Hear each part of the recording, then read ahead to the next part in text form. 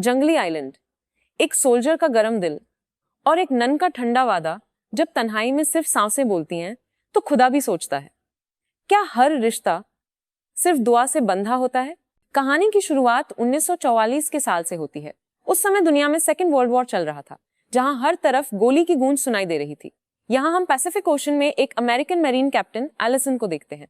दरअसल उसके टीम पर जापानीज फौज ने हमला कर दिया था, जिस वजह से एलिसन किसी तरह बचकर एक रबर राफ्ट तक पहुंचता है और कई दिनों तक समुद्र में तैरता रहता है। एलिसन अकेला ही आगे बढ़ रहा होता है, तभी उसकी नजर एक आइलैंड पर पड़ती है।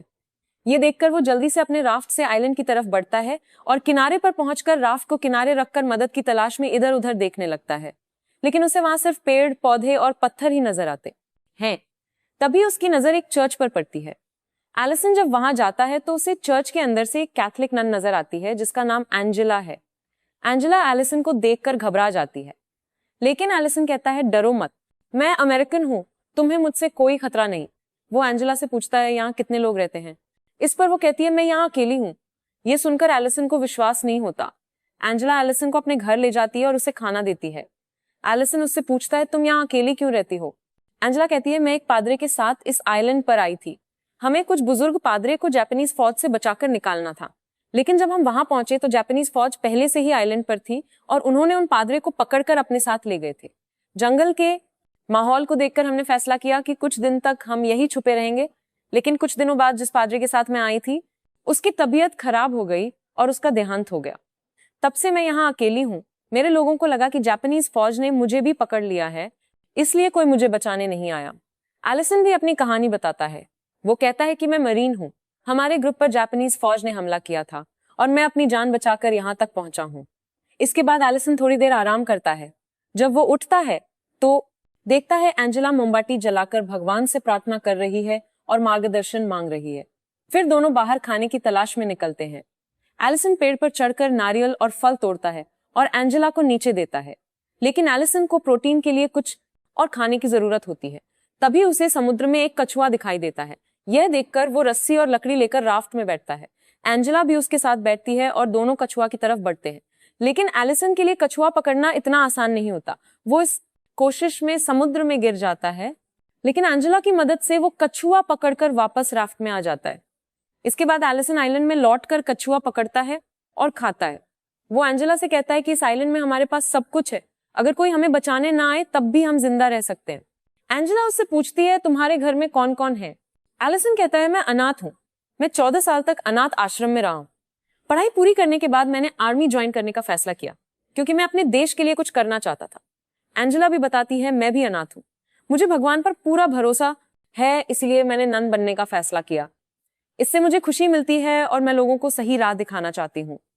एलिसन और एंजेला एक दूसरे से काफी अलग हैं।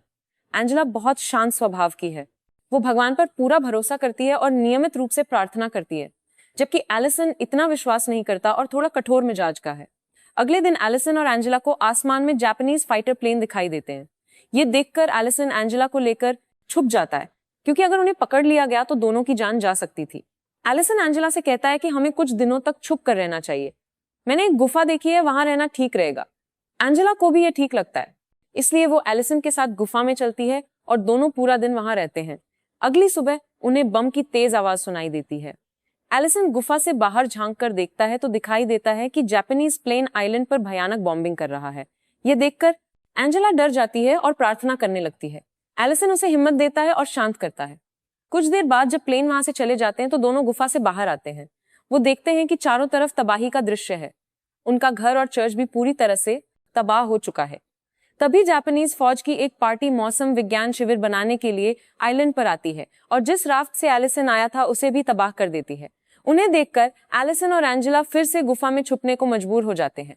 उनके आस पास जापानीज फौज घूम रही होती है।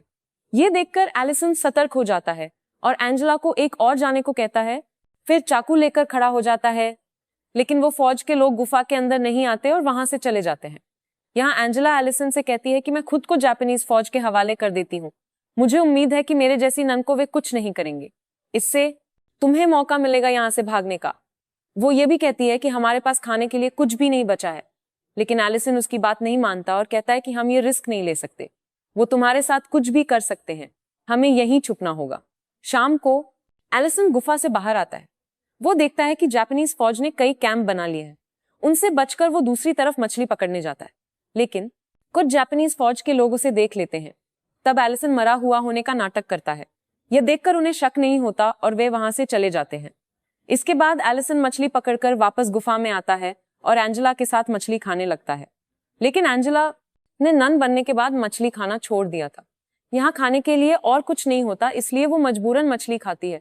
कच्ची मछली उसे नहीं पचती और वो उल्टी कर देती है। फिर एंजेला बिना कुछ खाए सो जाती है। कुछ देर बाद जब एंजेला सो रही होती है तब एलिसन चुपके से गुफा से बाहर आता है और जापानीज फौज की हरकतों पर नजर रखने लगता है। वो अपने चेहरे को काला कर लेता है ताकि कोई उसे सही से ना देख सके। जब उसे मौका मिलता है तब वो चुपचाप उनके कैंप में घुस जाता है और खाने का सामान एक बैग में भरने लगता है। तभी एक फौज का सैनिक वहां आ जाता है, जिसे एलिसन को छुपकर चुप रहना पड़ता है। उसे वहां से भागने का मौका नहीं मिलता और स्थिति बहुत खतरनाक हो जाती है, जिसे उसे पूरी रात वहां रहना पड़ता है।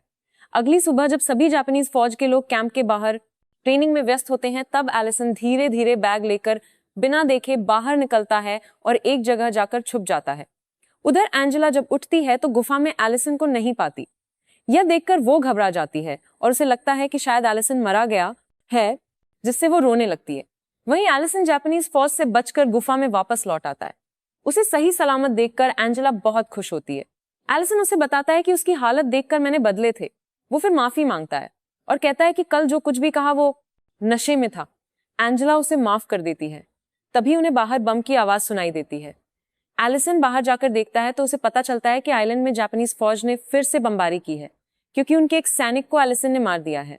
ये बात उन्हें पता चल गई है, इसलिए वे लोग एलिसन को मारने के लिए चारों तरफ ढूंढ रहे हैं।